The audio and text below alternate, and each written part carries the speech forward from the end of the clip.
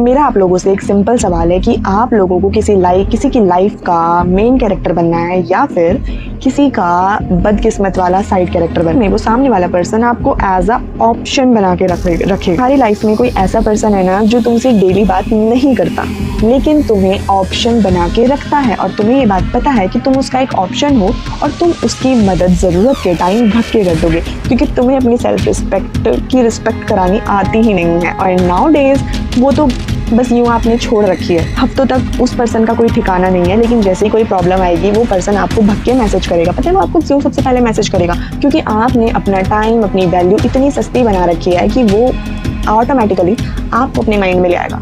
तो आप खुद देख लो आपने क्या कर रखा है अपने साथ। उसका ब्रेकअप हो गया, उसे अकेला फील हो रहा है, उसके घर पे कुछ इश्यूज हो गए हैं, कुछ भी XYZ प्रॉब्लम है, हर चीज़ में वो खुश रहेगा बट प्रॉब्लम वो आपके पास आ जाएगा या फिर उसका टेक्स्ट आ जाएगा, हे व्हाट्सअप मिस्ड यू। वहाँ पे कोई बहुत ज़्यादा समझदार नहीं है। तुम्हारा दिमाग पता है क्या करता है?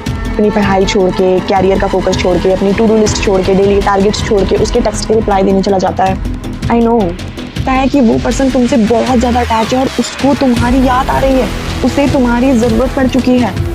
अब तो यहाँ पे एक कड़वा सच सुन लो मेरा, तुम्हारी कोई याद नहीं आ रही होती है, उसको तुम्हारा अटेंशन चाहिए टाइम टू टाइम ताकि वो उसकी इनर सेटिस्फेक्शन के लिए और उसकी इमोशनल पीस के लिए वैलिडेट कर दे।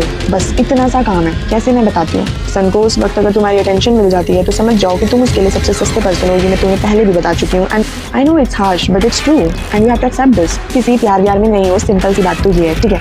एक गंदी साइकोलॉजी के ट्रैप में फंस चुके हो और इस ट्रैप को अनलॉक करके आज इसके पीछे की साइंस समझा देती हूँ। आगे की प्रॉब्लम तुम्हारी है कि इसी साइकोलॉजी में फंसे रहोगे और इससे बाहर आने का सोचोगे। इसमें हमारा दिमाग हमारे साथ ही स्कैम कर देता है। हाउ से क्रिकेट या फुटबॉल के गेम में हर एक्स्ट्रा प्लेयर को अपने साथ रखा जाता है कि अगर हमारा मेन प्लेयर कभी थक गया या उसे कोई इंजरी हो गई तो हम अपने उस प्लेयर को बुला लेंगे कुछ टाइम के लिए और गेम हमारा कंटिन्यू रहेगा। ठीक वैसे ही मॉडर्न रिलेशनशिप्स, फ्रेंडशिप में भी यही केस अप्लाई हो। लोग आपको बेंच कर देते हैं। अंडरस्टैंड को साइकोलॉजी में कहते हैं सब्स्टिट्यूशन बायस। जो इंसान आपको बेंच करके रख रहा है ना वो आपसे हद से ज़्यादा चालाक है, जिसे आप डम्ब समझ रहे हो, जिससे आप करते हो। तो बेसिकली ना वो पर्सन तुम्हें कभी भी पूरा प्यार, पूरा ट्रस्ट, पूरा अटेंशन, सिक्योरिटी ये सब चीज़ें नहीं देगा क्योंकि उसे पता है कि उसने तुम्हें बेंच कर रखा है और उस पर्सन को तुम्हें अपनी लाइफ में हमेशा के लिए रखना भी नहीं है। तो बस वो तुम्हें as a bench person use करेगा, एज अ सिट्यूशन यूज़ करेगा और तुम होने दोगे क्योंकि तुम डम्ब हो और तुमको ये चीज़ पता ही नहीं है, तुम्हें साइकोलॉजी पता ही नहीं तुम्हारे साथ क्या खेल रही है। एक्चुअली जो पर्सन तुम्हारे साथ कर रहा है उसे खुद नहीं पता,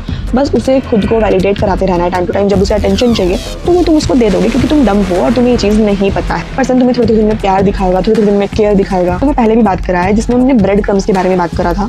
पर्सन के लिए ना सेफ्टी नेट का काम कर रहे हो। तुम एक दलदल में फंसने लगते हो ऐसे पर्सन के साथ रहते रहते। तुम अपनी सेल्फ रिस्पेक्ट का हर दिन सौदा कर रहे हो। Wow it's look so funny कि मतलब कोई इंसान अपनी सेल्फ रिस्पेक्ट का सौदा कर रहा है और वो आप हो। ये वीडियो यहाँ तक देख लो तो ऑब्वियसली आप हो या फिर आपके साथ कभी हुआ होगा।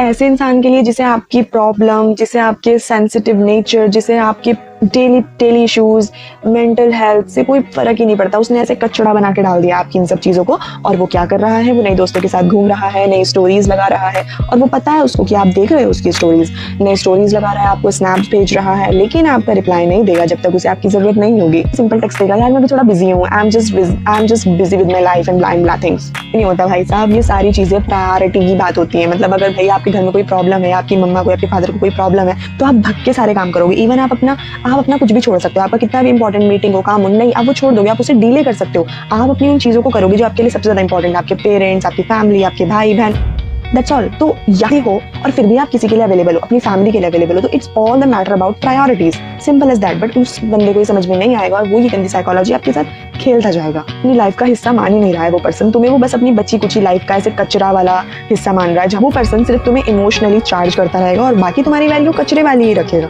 That's it. बताएंगे कि ये भिखारियों वाला बिहेवियर आपने कब तक चलाने का सोचा है अपने साथ? क्योंकि आपके पास बहुत फालतू टाइम है ना, आप ऐसी चीज़ों पे लगाएं, ऐसे फालतू लोगों को अपनी लाइफ में रखें। क्या होता है फन? क्या होता है प्यार? प्यार वो होता है कि जिसमें आप अगली ना हो, ठीक है, जिसमें आप बस सेटल रहो, जिसमें आपको पीस फील हो, जिसमें आपको अपने आप को चेंज करने की ज़रूरत ना हो, जहाँ पे आप जैसे हो आपको वैसे ही एक्सेप्ट किया जाए। लुक एट अवर नेचर, हमारा नेचर हमें ऐसे ही एक्सेप्ट करता है।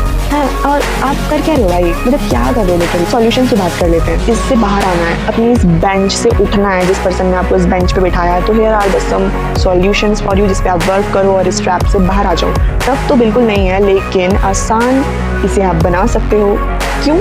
क्योंकि जहाँ पे बात सेल्फ रिस्पेक्ट की आ जाती है ना, वहाँ पे इंसान को उठना पड़ता है। Air energy number 1। अगर कोई पर्सन तुम्हें 2-3 हफ्ते तक रिप्लाई नहीं कर रहा है, 5-6 घंटे तक रिप्लाई नहीं कर रहा है, तो उसको यूं 1 मिनट में रिप्लाई करने की कोई ज़रूरत नहीं है। तुम तो मिली सेकंड्स में रिप्लाई कर देते हो। उस हैबिट को बंद करो। नंबर 1 तो यही है। अगर क्योंकि आज के टाइम पे हम सब लोग सीधा ऑनलाइन ही कनेक्टेड रहते हैं, तो वहाँ पे आप उस चीज़ पे फुल स्टॉप लगा दो। अगर वो आपको रिप्लाई नहीं करना है तो आप भी आने वाले 2 दिन तक ट्राई करो कि आप उसे रिप्लाई ना दो, क्योंकि ऐसा करने से अगर आप अपने आप को दिखाते हो कि आप कितने फ्री हो, आप कितने ऐसा लगता है कि आपके टाइम की तो कोई वैल्यू ही नहीं है। और जब आप ऐसा करोगे ना, तो ये चीज़ आपकी अवेबिलिटी को खत्म कर देगा और उसे डाउट में डाल देगा कि इसको हो क्या गया। जहाँ पे आपने फर्स्ट स्टेप पे अकम्प्लिश कर लिया ना, समझो आप आधी सिचुएशन जीत चुके हो। Top being a therapist number 2। उसके थेरेपी देने का आपने कोई ठेका तो नहीं ले रखा है, और ना ही आपके पास कोई ऐसी डिग्रियां हैं जिसकी वजह से आप उसको थेरेपी सेशंस फ्री में देते हो, क्योंकि थेरेपी सेशंस भी पैसों में मिलते हैं। और वो बंदा इस लायक नहीं है, या वो पर्सन इस लायक नहीं है कि आप उसे अपने फ्री में थेरेपी सेशंस दो। डस्टबिन बनना बंद करो और उसे मुंह पे फेंक के चाटा मारो। I am not interested in your that bullshit things. बात खत्म, बाहर में जाओ। जहां तुमने ये बोला ना, उस पर्सन का ऐसा दिमाग का मैकेनिज्म मिलेगा कि शायद अगली बार वो तुम्हारे पास आए भी ना।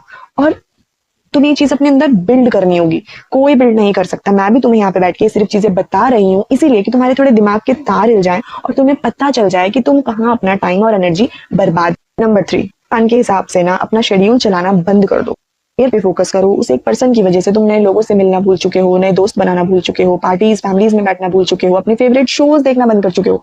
ओ माय गॉड, मैं तो ऐसा कर ही नहीं सकती अगर मैं अपने फेवरेट शो ना देख। वो उन लोगों को दोस्त बनाओ जो तुमको एज अ ऑप्शन ट्रीट नहीं करते, एज अ पर्सन ट्रीट करते। तुम इस ब्यूटीफुल नेचर में किसी का भी बैकअप ऑप्शन बनने लिए नहीं आए हो। तुम किसी ना किसी की प्रायोरिटी बनने यहाँ पर आए हो। लुक एट योर पेरेंट्स, तुम उनकी प्रायोरिटी है। लुक एट योर सिबलिंग्स, तुम उनकी प्रायोरिटी हो। And that's matter the most. करोगे ना दूसरों के लिए, तो सामने वाला पर्सन भी तुम्हारी तुम्हारे इमोशंस का, तुम्हारी पीस का कोई रिस्पेक्ट नहीं करने वाला। You have to start do your own self respect accountability. And या दैट्स एक सी गंदी साइकोलॉजी भी जान ली, बेंच करना भी सीख लिया, एंड हमने सारी चीजें सीख ली, हमने सॉल्यूशंस पे बात भी कर ली, बट अप्लाई करना आपका काम है। And please let me know in the comment section क्या कभी आप इस बेकार सी गंदी सी दलदल वाली साइकोलॉजी में उलझे हो, और अगर उलझे हो तो मुझे बता दो कि आप इस पे कब से स्टेप्स लेना स्टार्ट कर रहे हो। मिलते हैं नेक्स्ट वीडियो में, तब तक के लिए bye bye and take care, और सब हेल्दी खाना खाएंगे। Bye bye.